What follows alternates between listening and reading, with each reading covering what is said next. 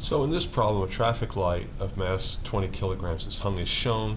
Determine T1 and T2. And so here's my traffic light, best I could draw it. These are just two poles. This pole makes, this cable here has tension T2 and it makes a 45-degree angle. I'm going to call that theta 2. And then this cable has tension T1 and it has angle of 30 degrees. I'm going to call that theta 1. Right? And so I just see this as a Newton's law problem. This is my object of interest. And so I'm going to draw some forces here. Here's my free body diagram. This is T2.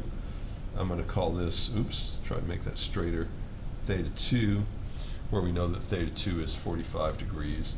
And then I'm going to call this guy here T1, where we know that theta 1 is 30 degrees. And so I didn't quite finish here. There's also a force of gravity on this guy acting this way, right? Fg, and that's equal to mg. And this is kind of all we know. These are the forces we have acting. There's no normal force because nothing's in contact. These are just cables attached and they carry tensions. This isn't sitting on the ground. And so I have these two forces that I want to determine given these angles and knowing the mass. Right. And so obviously this thing's at rest, and so I can say A equals 0, which kind of gives me a freedom to pick any coordinate system I want because it doesn't have a direction. If it was going to go, I guess it would fall this way maybe. But since everything's at rest, this is called a statics problem. And I'm just going to pick my usual coordinate system because at least that gives me the force of gravity along an axis. But when I go to the second law, I have the sum of the forces equals 0 for both x and y. And so I don't have to worry too much about my coordinate system, so I just pick a standard one. This, of course, is not the end of my free body diagram because I also have to find components for these guys. And so when I'm doing that, I put my coordinate system down on my on top of my free body diagram, and I'm just going to draw the components.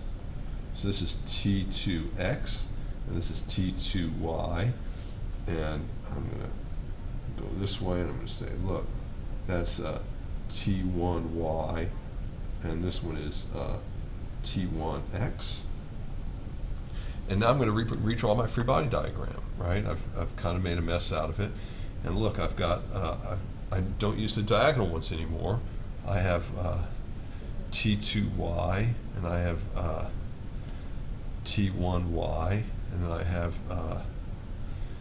T2x, and then this way I have T1x. Notice if you've got a couple of forces going in the same direction, just draw them parallel to each other near the dot, or draw a bigger dot or something like that, right? And now I have the force of gravity equals mg. Right. I pick my coordinate system, y and x, and I kind of need to have a relationship between T1x and T1y and T2x and T2y and their corresponding tensions. And so because of the way these triangles work, I know that T2y is equal to T2 sine theta 2, T1y is equal to T2, let me do both of the T2s. T2x is equal to T2 cosine theta 2. Similarly, T1y is equal to T1 sine theta 1, and T1x is equal to T1 cosine theta 1. And so now I've got all my of my forces broken down so that they're all in a coordinate system. I've got them all identified. I can relate them all back to things that were in the original problem. And so that's a complete free body diagram. And now I can go off and say, look, the sum of the forces in the x direction equals m a sub x. Sum of the forces in the y direction equals m a sub y. Right? And so I can,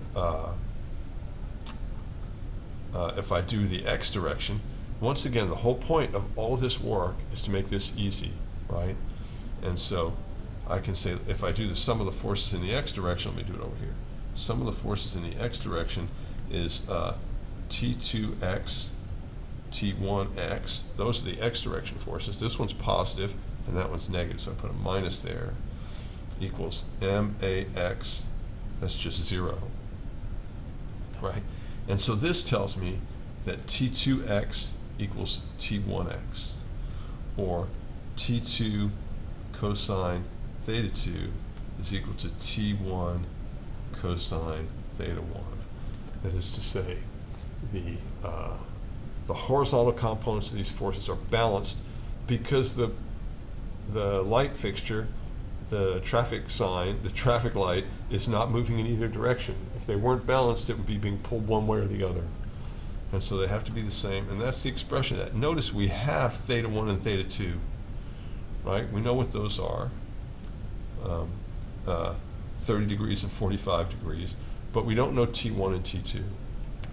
And so we can't solve at this point, but we can come along and say, look, the sum of the forces in the y direction equals ma sub y. Sum of the forces in the y direction equals, now I just read them off of this, right? T1y, T2y, Fg, right? These two guys are both positive, and the force of gravity is negative, and the acceleration is 0, and so the sum of these two guys is 0. And so now if I write this in terms of the things that I know, I have T1 sine theta 1 plus T2 sine theta 2 minus mg equals 0. And so now I have two equations, this one and this one, right? And two unknowns. Remember, I know theta 2 and theta 1, theta 2 and theta 1, and I know m, and of course I know g. And so I have two equations, and I don't know T1 and T2. And so from an algebraic standpoint, this problem is solved. I've reduced it to two equations in two unknowns, and that's algebraically solvable. We'll go ahead and solve it, but I want you to recognize that the point of this work is to produce a mathematical problem that we know we can solve.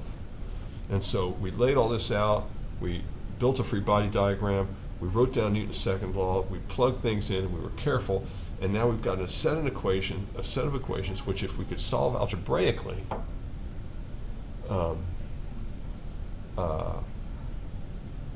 they would definitely give us the answers.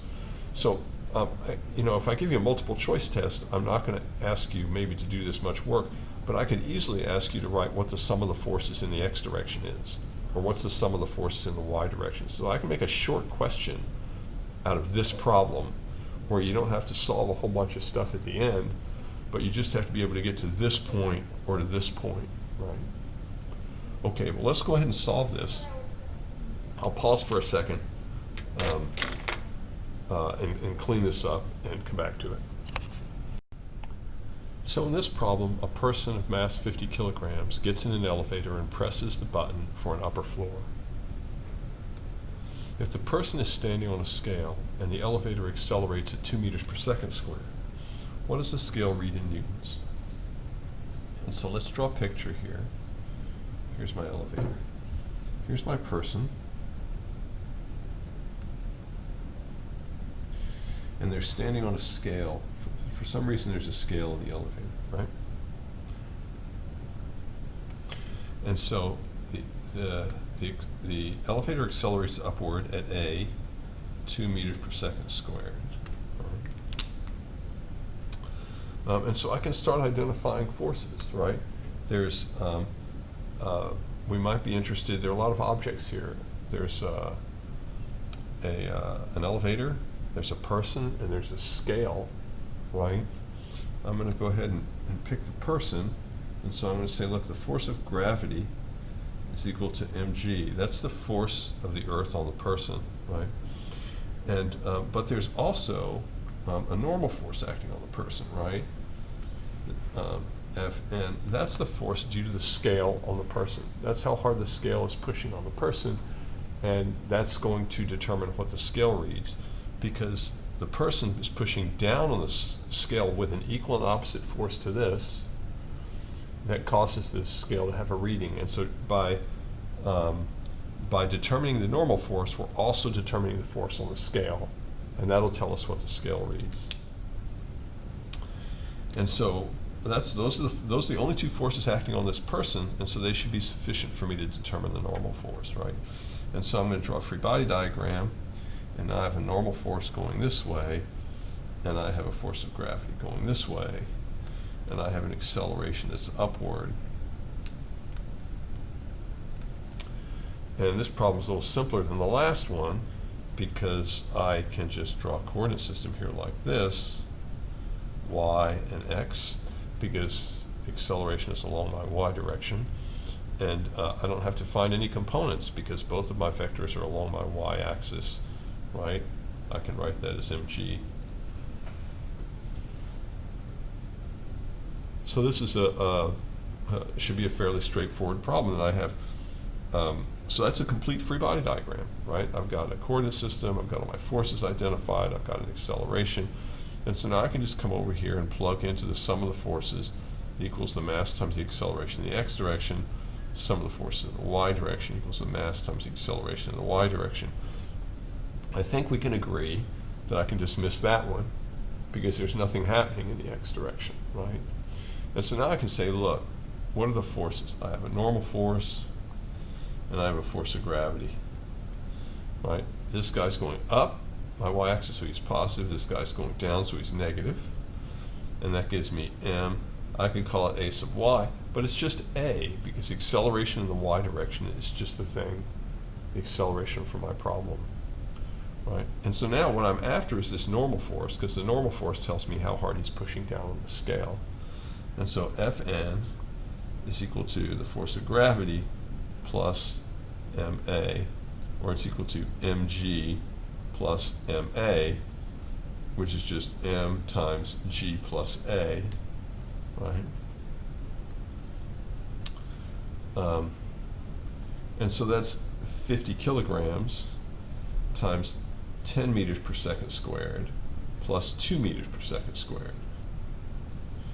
10 plus 2 is 12, times 50 is 600. Hopefully you can see that. So what's going on here?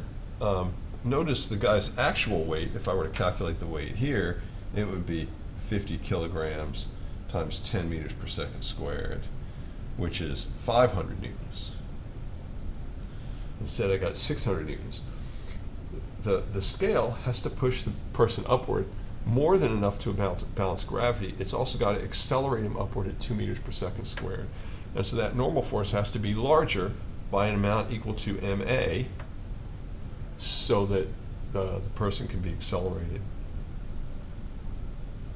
And so the force that's causing him to accelerate is also balancing his weight, and so that's why it's larger here. So now I could ask you the question, well, what if the acceleration was in the other direction? What if you pressed the down button and accelerated downward at 2 meters per second? How would this problem be different? And so I'll leave it to you to think about that.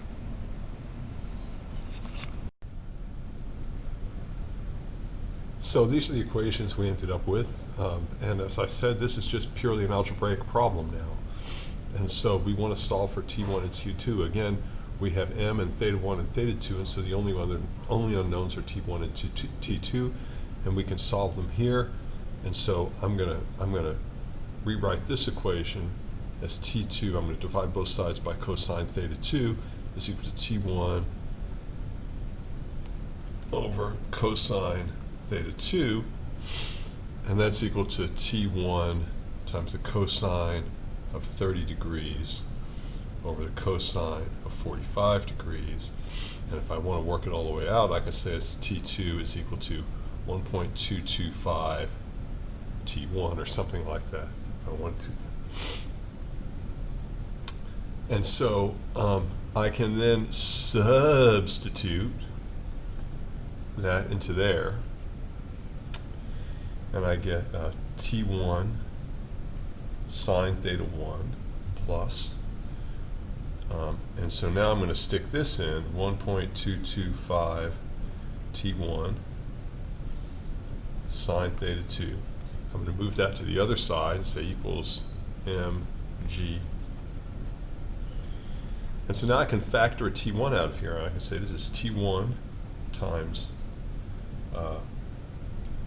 sine of theta 1 plus 1.225 sine of theta 2 is equal to mg, or T1 is equal to mg over the thing in parentheses, sine theta 1 plus 1.225 sine theta 2, and that's equal to 20 kilograms, or a little bigger, 20 kilograms times 10 meters per second squared over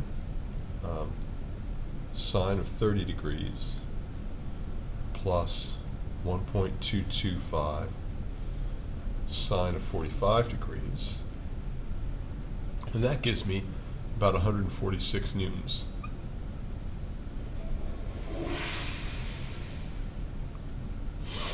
And then I can solve for T2 using this equation. You go to 1.225 times 146 newtons.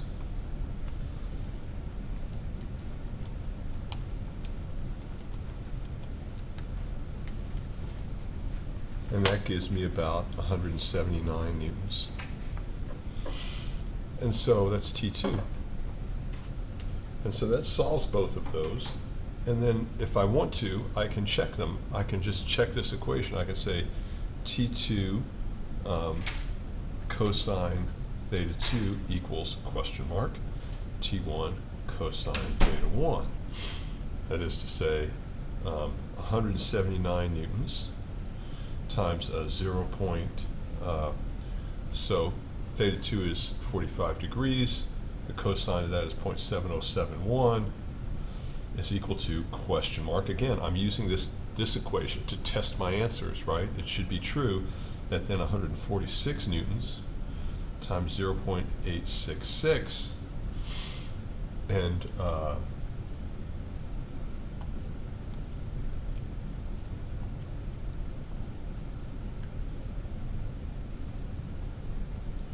what I get for both of these is about 126.5 newtons equals 126.5 newtons. And so I get a check. And so what I've shown is that T2 comes out to 179 newtons and T1 comes out to 146 newtons. That's the answer to the question. And I went ahead and plugged them back into one of these equations just to check if I get the right answer. That is to say, if this one equals that one, and in fact it does. And so I have a nice warm fuzzy feeling that my solution is correct.